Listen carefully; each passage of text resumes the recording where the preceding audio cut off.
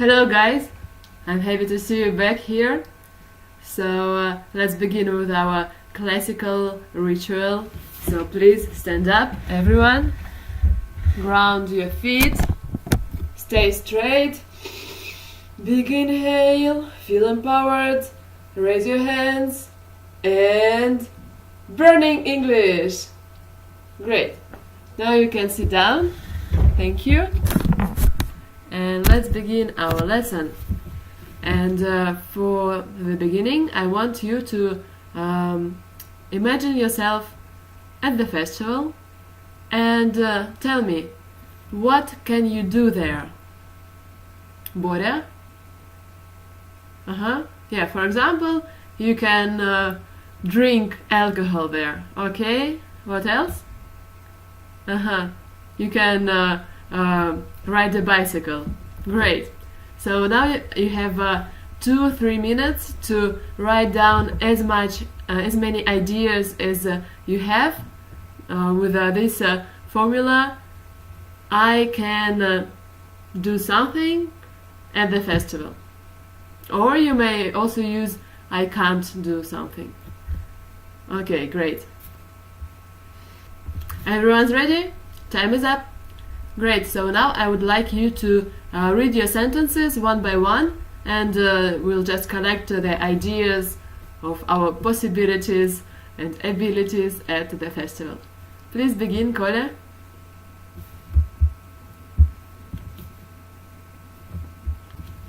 Great, and now guys, please attention to the board. I would like you to listen to these sentences and feel the difference between them. If someone could tell me after I finish reading them what is the difference, would be great. So the first one, I can have fun at the festival. Sasha, the second one, please read it. I could have fun at the festival. Third one, I may have fun at the festival. And the last one, I might have fun at the festival. Okay, so who knows the difference between them? Which one is most likely to happen and which one is less likely to happen? And do you know what are these words?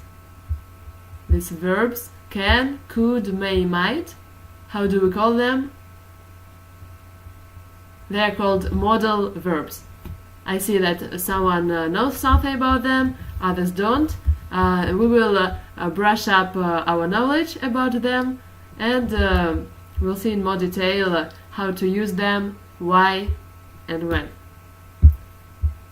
So let's begin our presentation. Modals. So modal verbs, they're also called modals. First, let's quickly discuss which modals do you know.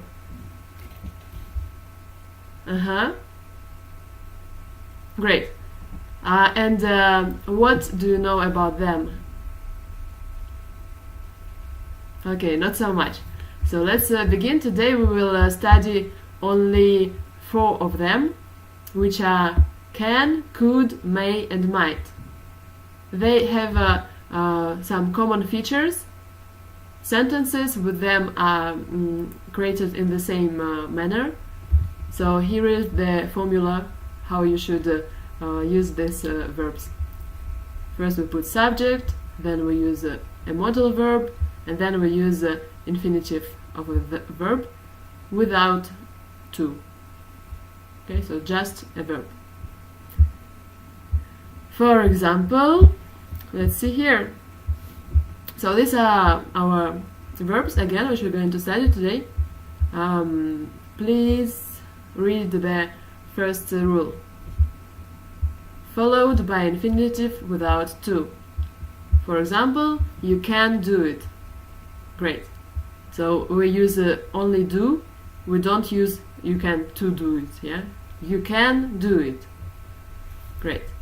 The second rule is we don't these verbs don't take s with he, she, and it. So she could stay awake all night. Not she could or she may. Just It's always the same. Could, can, may, might. They don't take S. Okay? Great. The next one. They don't need auxiliaries. To be, for example, to be or to do. I may be wrong. You see here we use the verb to be, but only as the second verb, like an active verb. And as we have mentioned before, we use it without particle to, and we don't end s, and we don't say I am may be wrong. Yeah, we just say I may be wrong. Okay, is this clear? Great. If you have any questions, just raise your hand, and we will stop at some point and discuss it deeper. Great. So then next point is they use direct, negative and question forms. For example, might it be possible to go through the walls? Not really. How do you think? Yeah, only in Harry Potter. Great. And the last point which we go through is that they are never combined with other modal verbs. It means that in one sentence we have only one modal verb. We don't say I can, could, go. We have to choose. And how do we choose between can and could? Okay, let's see it further in our presentation. Can and or could. We use it when someone has in present or had in the past the possibility or ability to do something.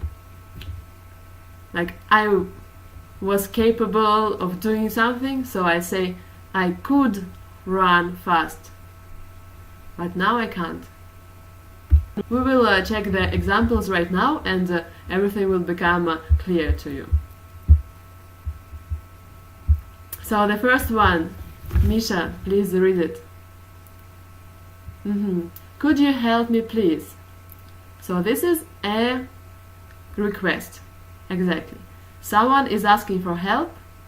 A girl is asking for help with her dress, and she uses this modal verb. Could you help me, please? Great. Let's read it all together. Could you help me, please? Okay. Some practice.